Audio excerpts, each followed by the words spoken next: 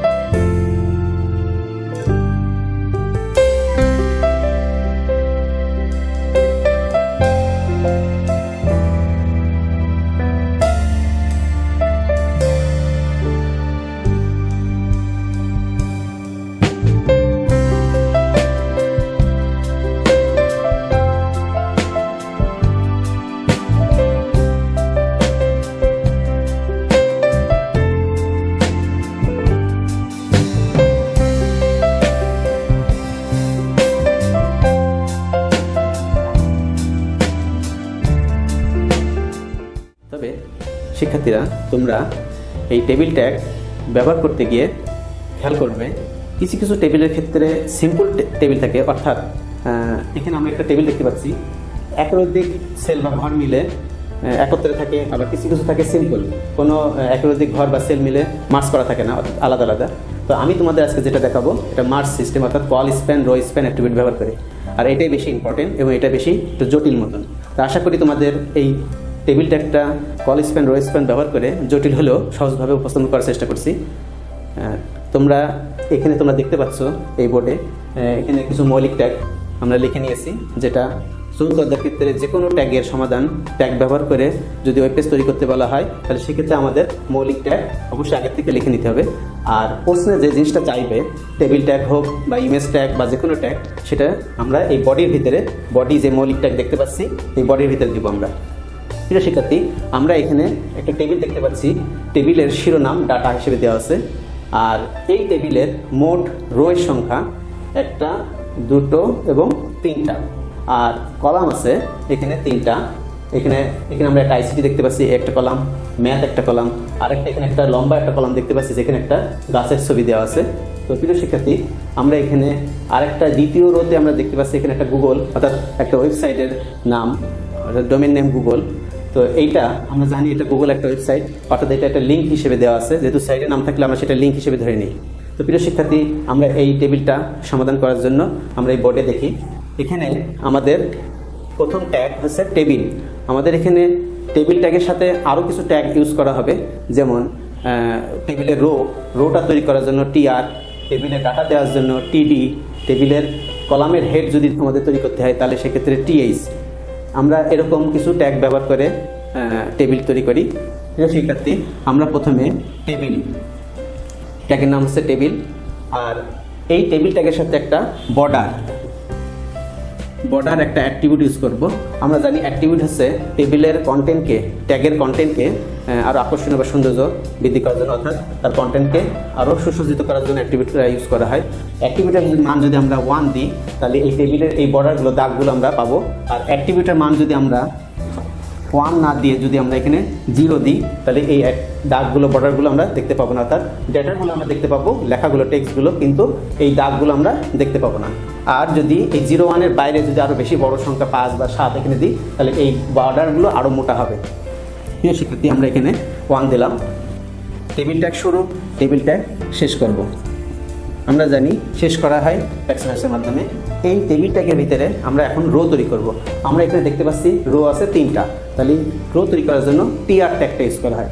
Table row অর্থাৎ TR শুরু, TR, এখানে আমরা টিআর শেষ করলাম, অর্থাৎ এইটা টিআর শুরু টিআর শেষ, অর্থাৎ একটা রো তৈরি হবে। এবার আমরা দ্বিতীয় রো তৈরি করার জন্য আমরা টিআর শুরু, টিআর শেষ, এই টিআর এর মধ্যে আমরা দ্বিতীয় রো তৈরি করব। তৃতীয় রো তৈরি করার জন্য আমরা আবার টিআর শুরু, টিআর শেষ, অর্থাৎ এখানে আমরা 3টে রো পাবো। এখানে টেবিল ট্যাগ শুরু, টেবিল ট্যাগ শেষ, এর ভিতরে আমাদের 3টা রো, টিআর শুরু, টিআর শেষ, টিআর শুরু, টিআর শেষ, টিআর শুরু, টিআর শেষ। এখানে আমরা 3টে রো তৈরি করলাম।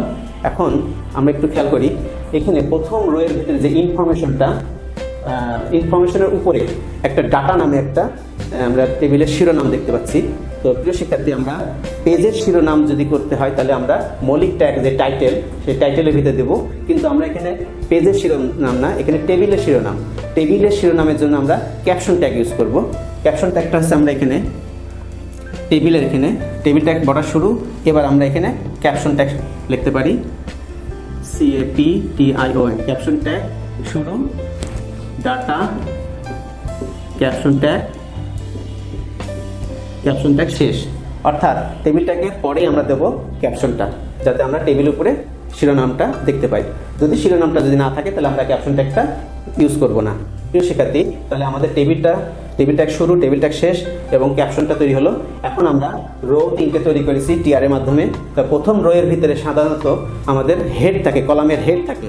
যেমন যদি একটা সিম্পল টেবিল হয় রেজাল্ট শিট নিয়ে, তাহলে প্রথম কলামের হেডটা আইডি, দ্বিতীয় কলামের নেমটা, এই কলামের নামটা রোল, তারপর তৃতীয় কলামের হেডটা আছে নেম, এরকম। তাহলে অর্থাৎ প্রত্যেক কলামের হেডটা থাকে হচ্ছে প্রথম রো এর ভিতরে। এই জন্য আমরা প্রথম রোয়ে আমরা টিএইচ ইউজ করবো। টিএইচ মানে টেবিলের কলামের হেড। তো আমরা এখানে ইনফরমেশনটা আমি হেড হিসেবে ডিফাইন করেছি। তাহলে প্রথম টিআর এর ভিতরে টিএইচ। প্রিয় শিক্ষার্থী, টিএইচ মানে টেবিলের কলামের হেড। এখন আমরা এই টিএইচটা প্রথম রোটা কিন্তু আমরা এখানে মার্জ করা, অর্থাৎ এখানে ভাগ নাই, অর্থাৎ দুটো কলামের ঘর মিলে একত্রে একটা রো তৈরি হয়েছে। যেহেতু এখানে মার্জ করা, দুটো কলামের সেল অর্থাৎ ঘর একত্রিত করা, তা আমরা এখানে দেখতে পাচ্ছি রো আকারে। আমরা যেটা দেখবো তার বিপরীতটা নেব, অর্থাৎ দুটো কলামের ঘর একত্রে আমরা আউটপুট পাইছি রো। তাহলে আমরা কিসের দ্বারা পেয়েছি? আমরা পেয়েছি দুটো কলামের ঘর একত্রে করেছি। তাহলে কল স্প্যান, আমরা যে অ্যাক্টিভিটি ইউজ করবো সেটা call span, COLSPAN, call span. এখানে আমাদের কয়টা ঘর মিলে একত্র হয়েছে? আমরা এখানে দেখতে পাচ্ছি 2টা ঘর মিলে, অর্থাৎ কল স্প্যান 2। যদি এখানে 3টে ঘর মিলে একত্রে হতো তাহলে এই কল স্প্যান অ্যাক্টিভিটির মান হতো 3।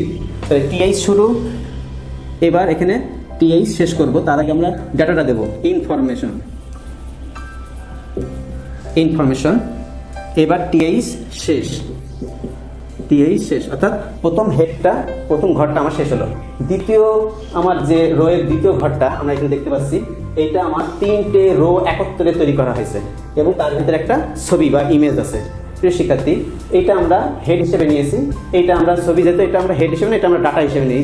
তাহলে আমরা এখানে টিএইচ নেব না, টিডি। যদি এইটাও যদি হেড হতো তাহলে এখানে আবার টিএইচ শুরু, টিএইচ শেষ করতাম। যেহেতু এখানে আমাদের একটা ছবি, এখানে আমি ছবি হেড হিসেবে বলছি না, এজন্য টিডি নেব। প্রিয় শিক্ষার্থী, আমরা